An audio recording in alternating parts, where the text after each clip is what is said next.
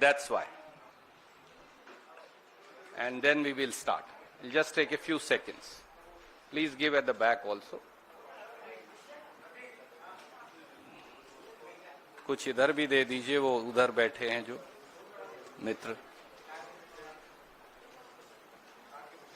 Although we are sending you copies just for reference only. And if there are some less, please accept my apologies. नमस्कार साथियों, बहुत दिन बाद आपसे मुलाकात हुई. आज एक विशेष विषय को लेकर हम सब आपके बीच में उपस्थित हैं. कल सरकार द्वारा एमएसपी की घोषणा हुई. बहुत बड़ी बड़ी बातें हुई, बड़ी बड़ी बातें कही गई. ये भी कहा गया कि किस प्रकार से सरकार ने बहुत ज्यादा एमएसपी दिया है और किसानों के लिए बड़ा सुखद संदेश है. पर सच्चाई क्या है? हिंदुस्तान का किसान की सच्चाई जो है वो बयां करने के लिए आपके बीच में हम सब उपस्थित हैं. किसान लागत प्लस 50% मुनाफा के नाम पर ठगे जा रहे हैं. एमएसपी पर फसल खरीद के लिए आंसू बहा रहे हैं और मोदी जी किसान की आय बढ़ोतरी के जुमले सुना रहे हैं. मोदी सरकार ने 11 साल से किसान और खेती पर घात लगाकर हमला किया है. जुमलों का व्यापार है, वादों की घोषणा है, योजनाओं का अंबार है और किसानों में हाहाकार है. सच्चाई यही है. एमएसपी अब बन गया है maximum suffering for producers. MSP का नाम बदलकर यह रख देना चाहिए. C2 प्लस 50% स्वामीनाथन की ये जो सिफारिश जिसे वो कहते हैं हमने लागू कर दिया, वो अब जुमला नाथन बन गया है. 11 सालों में समर्थन मूल्य की घोषणा की एक झूठी अदायगी हो रही है. C2 क्या है? C2 है इनपुट कॉस्ट, फैमिली लेबर, जमीन का किराया. ये C2 है. मोदी जी ने वायदा किया था और वो आज भी बार बार प्रेस विज्ञप्तियों में कहते हैं कि हम C2 प्लस 50% देते हैं, यानी उस पर 50% मुनाफा देंगे. मैंने इसलिए एक चार्ट आपको दिया है कि सच क्या है. उन्होंने तो कल इश्तिहार जारी कर दिया, पर सच क्या है? पैडी का एमएसपी है 2369 रुपया, 2369. C2 प्लस 50% जो CACP की रिपोर्ट के मुताबिक है वो है 3135. इसका मतलब जो कम प्राइस मिला वो है 766 रुपया. अब 3 बीजेपी जो राज्य हैं, ये मैं CACP की रिपोर्ट से डाटा, इसलिए मैंने एक ही चार्ट पर आपके लिए बना दिया, पूरी रिपोर्ट आपको पढ़ाने की बजाय. वो क्या कहते हैं कि वहां लागत क्या है. बिहार कहता है कि हमारे यहां धान की लागत है 3260 रुपया. गुजरात, मोदी जी का अपना प्रदेश, कहता है कि वहां धान की लागत है 3000 रुपया. महाराष्ट्र कहता है कि वहां धान की लागत है 4783 रुपया. आप दे रहे हैं 2300 रुपया और आप कह रहे हैं कि ताली बजाओ. तो कैसे बजाएं?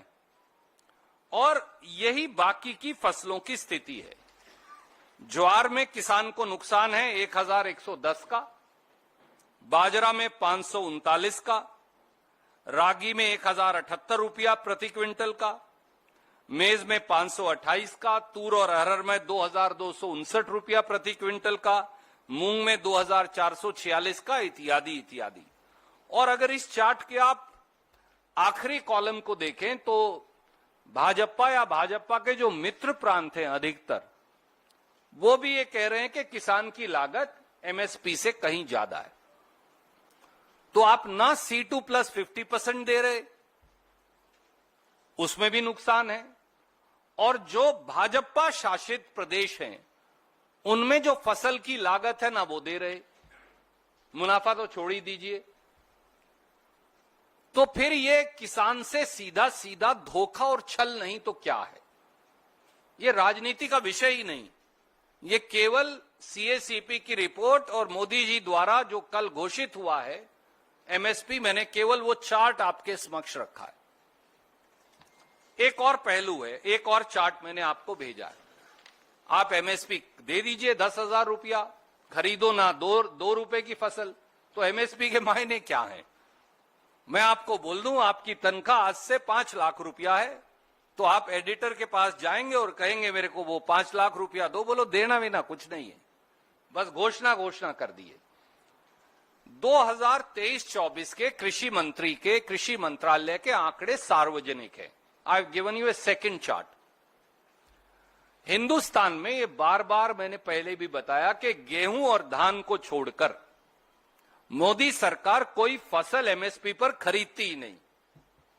तो भैया आप देते रहो, एमएसपी की घोषणा करते रहो, खरीदना है नहीं कुछ, तो उसके मायने क्या है? अगर आपको मैं ध्यान आपका आकर्षित करूं, गेहूं और धान को छोड़ दीजिए, गेहूं 23%, धान 56% एमएसपी पर खरीदते हैं, 56% खरीदो तो रेट स्टेबलाइज हो जाता है। आई कंसीड इट, क्योंकि फिर मार्केट फोर्सेस को भी खरीदना पड़ेगा। पर आप आगे आ जाइए, जौ पे आइए। जौ का उत्पादन हुआ 16,53,000 टन। मोदी सरकार ने कितना खरीदा? 0, एक दाना भी नहीं खरीदा एमएसपी पे। ज्वार पर आ जाइए, उत्पादन हुआ 47,37,000 टन। मोदी सरकार ने खरीदा कितना? 3,23,000 टन। तो 44 लाख टन अगर आप खरीदेंगे नहीं तो उसे एमएसपी मिलेगा कैसे? मक्का पर आ जाइए, 376,65,000 टन देश में मक्का का उत्पादन हुआ। आपने कितना खरीदा? 5,000 टन। 376,65,000 टन में से 5,000 टन खरीदा। तो आप करते रहिए एमएसपी की घोषणा, खरीदना तो है नहीं आपने। बाजरा पर आ जाइए, 107,16,000 टन बाजरा का उत्पादन हुआ। ये सरकार के आंकड़े हैं। उन्होंने खरीदा कितना? 6,96,000 या 7 लाख टन। रागी पर आइए, 16,70,000 टन उत्पादन हुआ, 2,31,000 खरीदा। चना बहुत बड़ी संख्या में देश में पैदा होता है, चने का किसान तो यहां से लेकर दक्षिण भारत तक है। 115,76,000 टन चना पैदा हुआ। सरकार ने कितना खरीदा? 43,000 टन। तो एमएसपी दे दीजिए, उसका लाभ क्या है जब आपको खरीदना ही नहीं है? यही सरसों की हालत है। 131,61,000 टन, सरसों भी सबसे बड़ी फसलों में से एक है, पैदा हुई और खरीदी 12,09,000 टन। कुसुम तो खैर वो खरीदते भी नहीं, पैदा भी बहुत कम होती है। तो जब आपको खरीदनी नहीं तो एमएसपी का मायने क्या है? दूसरा सवाल। तीसरा सवाल, सब अखबारों में उन्होंने बड़े बड़े, मैं देख रहा था, एक मेरे दोस्त ने मुझे भेजा, बड़े बड़े उसमें वो लगाए, कॉलम लगाकर इस तरह के कि बहुत ज्यादा एमएसपी दी है, गजब कर दिया है। ऐसे इसमें लिखा है धान जो सबसे ज्यादा खरीदा जाता है वो 2300 रुपए से 2369 रुपया, 2300 टू 2369 हो गया। पर भैया किसी ने ये उनसे पूछा, मोदी जी इन्फ्लेशन की दर क्या है इस देश में? वो तो 6% है। तो 6% 2300 रुपए का हुआ 138 रुपया। तो अगर आपको पिछले साल के रेट भी बरकरार रखने थे तो 2300 प्लस 138 रुपया, 2438 रुपया क्विंटल होनी चाहिए। नया रेट मत दो मुझे, केवल इन्फ्लेशन तो दे दो, क्योंकि एक तरफ तो इन्फ्लेशन है, दूसरी तरफ डीजल के दाम बढ़ा रहे हैं आप, तीसरी तरफ आप बिजली का दाम बढ़ा रहे हैं, चौथा आप बीज का दाम बढ़ा रहे हैं, और पांचवा मेरा जो खाद है उसकी आपने सब्सिडी काट दी 24,000 करोड़ रुपया। 23-24 में ये सब्सिडी थी 1,88,000 कुछ करोड़। इस साल 2024-25 के बजट में है सब्सिडी 1,64,000 करोड़। तो वो 24,000 करोड़ भी तो मेरी जेब से ही जाएंगे, क्योंकि किसान की जेब से जाना है पैसा। तो आप मेरी खाद की सब्सिडी काट रहे हैं, डीजल के दाम बढ़ा रहे हैं, बिजली और बीज का दाम बढ़ा रहे हैं, कीटनाशक का दाम बढ़ा रहे हैं, जीएसटी लगा रहे हैं, और दूसरी तरफ आप मुझे 6% का इन्फ्लेशन भी नहीं दे रहे और कह रहे ताली बजाओ। कैसे बजाएं ताली? चौथा, एक एग्रीकल्चर स्टैंडिंग कमेटी है पार्लियामेंट की, सहयोग से मैं भी उसका सदस्य हूं। हमने यूनानिमस रिपोर्ट दी, उसमें बीजेपी के मेंबर्स भी शामिल हैं। तो ये नहीं है कि केवल कांग्रेस के हैं, हमारी तो माइनॉरिटी है, मेजॉरिटी में तो उनके लोग शामिल हैं, दूसरे दलों के भी। उन्होंने दो बातें कही। एक कहा भैया ये कोई फायदा नहीं है, एमएसपी गारंटी का कानून बनाओ। दूसरी सिफारिश की हमने कि जीएसटी जो है खाद पर 5% है, कीटनाशक दवाई पर 18% है, ट्रैक्टर पर 12% है, ट्रैक्टर के जो टायर हैं या दूसरा सामान है उस पर 18% है। ये जीएसटी हटाओ, खेती से टैक्स हटाओ, खेती को टैक्स करना बंद करो। उस रिपोर्ट को प्राइम मिनिस्टर ने लिया और रद्दी की टोकरी में डाल दिया। तो अब आप पार्लियामेंट की भी नहीं सुनेंगे। आप एमएसपी नहीं देंगे C2 प्लस 50%। आप एमएसपी पर खरीद नहीं करेंगे जो आप घोषणा करते हैं। आप एमएस रेट बढ़ाकर हमें 6% इन्फ्लेशन भी नहीं देंगे, और आप ना एमएसपी गारंटी का कानून देंगे और ना खेती से टैक्स हटाएंगे। और इसके अलावा एक आखिरी पहलू, क्योंकि मैं आपका समय नहीं नष्ट करूंगा, 6 बड़ी स्कीम्स का एक चार्ट मैं आपको और भेज रहा हूं, मैं इसमें नहीं भेज पाया। इन्होंने 3 लाख करोड़ खर्च ही नहीं किए। This is that chart. I am not going to read it and waste your time. I made a chart, I am sending it to you. खेत और किसान से इतनी नफरत बीजेपी की सरकार को है कि उन्होंने 3 लाख करोड़ खेती की स्कीम का खर्च ही नहीं किया। ये इनके बजट का डेटा है, मैंने तो कहीं से और लाया नहीं, इसमें मैंने लिखा है, तो आप जरूर इसे देख पाएंगे। तो इतनी नफरत क्यों है खेत और किसानी से? और बोलते हैं ताली बजाओ, हमने रेट बढ़ा दिया। उल्टा किसान को नुकसान होने वाला है। 138 रुपया तो इन्फ्लेशन का आना चाहिए पिछले साल के रेट पे, आप मुझे दे रहे हो 69 रुपया, और ये सारी चीजें महंगी कर रहे हो। तो इसलिए प्रधानमंत्री जी को अपनी जबान पर विश्वास करके हिंदुस्तान के 70 करोड़ से अधिक किसान और खेत मजदूरों को जवाब देना चाहिए। कोई सवाल आप पूछना चाहें तो स्वागत है।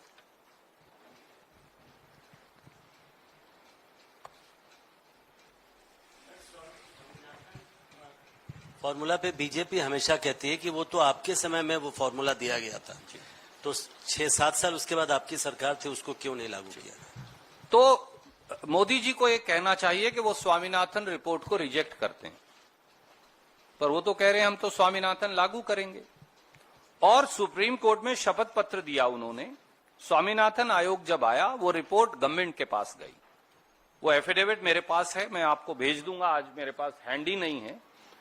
बाकायदा मोदी सरकार ने शपथ पत्र देकर बताया कि कांग्रेस यूपीए की सरकार में स्वामीनाथन आयोग की 150 या 60 जो सिफारिशें थी, उनमें से 110 सिफारिशें लागू कर दी थी हमने। ये हम नहीं कह रहे, हमारे बारे में बीजेपी ने शपथ पत्र सुप्रीम कोर्ट में दिया। पर बीजेपी ने यह शपथ पत्र भी दिया, वो मैं कई बार आपको भेज चुका, इसलिए आज मैंने उसकी चर्चा भी नहीं की। इन्होंने शपथ पत्र देकर कहा कि C2 प्लस 50%, यानी किसान को लागत पर 50% मुनाफा नहीं दिया जा सकता, क्योंकि उससे बाजार की कीमतें खराब हो जाएंगी। व्यापार की चिंता ज्यादा है, जैसा ट्रंप साहब ने भी कहा। अब तो भाई व्यापार की वजह से हिंदुस्तान पाकिस्तान की सीज फायर हो जाती है, जब हमारी सेनाएं जीत रही होती हैं, तो किसान को भी फसल की कीमत कैसे मिलेगी? व्यापार पहले है। यही बीजेपी की असलियत है। संदीप, ये जो C2 प्लस 50 का फॉर्मूला आपने बताया है, रेट इसका, ये कहां से निकाला है? मैंने जैसा शुरू में बताया, ये CACP की रिपोर्ट जो है, आप गूगल करेंगे तो आ जाएगी, agriculture cost and price commission. Agriculture cost and price commission की रिपोर्ट जब आप पढ़ेंगे तो उसमें C2 दिया हुआ है। उसमें 50% ऐड कर दीजिए तो C2 प्लस 50% हो गया। वो तो हर स्टेट का अलग होगा ना। नहीं, there are two things, that's why I have given you state wise also. Agriculture cost and price commission, my friend, gives you two sets of data. The report will have data of what the cost is per state. It will give you one consolidated averaging. So whatever is the C2, as per the CACP report, I have only added 50% to it, which is only a mathematical calculation.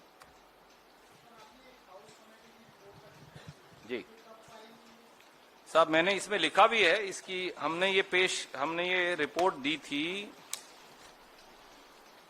अभी मैं आपको बताता हूं।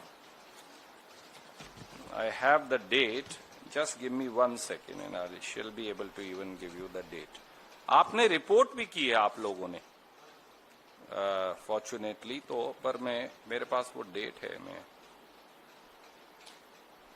कहीं I'll send you, it's बहुत देर नहीं, अभी हमने दी है, मेरे पास अभी हैंडी नहीं है, पर वो डेट है मेरे पास कहीं। वो तो पार्लियामेंट में पेश हो गई रिपोर्ट, अगर आप गूगल करेंगे तो आ जाएगी। It has already been presented somewhere in Feb, 24th Feb or something. It has been presented to the parliament. Sir I am sorry. इधर सर, ये जो आपने सर जो डेटा आपने दी है जी, इसमें धान को छोड़कर ज्यादातर फसल जो है उसकी खरीद 25% से नीचे है। जो मुख्य मांग आपकी सरकार से है वो एमएसपी गारंटी कानून की है या एमएसपी और बढ़ाई जाए वो है? देखिए दोस्त, मैंने केवल सरकार की असलियत आपके समक्ष रखी है और आपके माध्यम से हिंदुस्तान के लोगों के समक्ष, क्योंकि उनके समक्ष बात रखने का आप एक माध्यम है महत्वपूर्ण। वो कलम के सिपाही हों, वो कैमरा के हमारे साथी हों। किसान की मांग ये है, एमएसपी की कानूनी गारंटी होनी चाहिए। कांग्रेस की मांग ये है, एमएसपी की कानूनी गारंटी होनी चाहिए। पर आज मैं वो लेकर नहीं आपके बीच में आया। कल जब कैबिनेट ने एमएसपी की घोषणा की तो बड़ी बड़ी डींगे भरी, पीठ थपथपाई, कहा तालियां बजाओ, हमने बड़ा गजब कर दिया। वो गजब जो है वो मैक्सिमम सफरिंग फॉर प्रोड्यूसर है, वो गजब की जगह। और उसकी असलियत मैंने आपके समक्ष रखी है कि सरकार केवल झूठ की रस्म अदायगी कर रही है और किसान को खून के आंसू बहाने पर मजबूर कर रही है। उसको उसकी फसल की लागत भी आप नहीं दे रहे, और इसका जवाब देश के प्रधानमंत्री को 70 करोड़ से अधिक लोगों को देना चाहिए।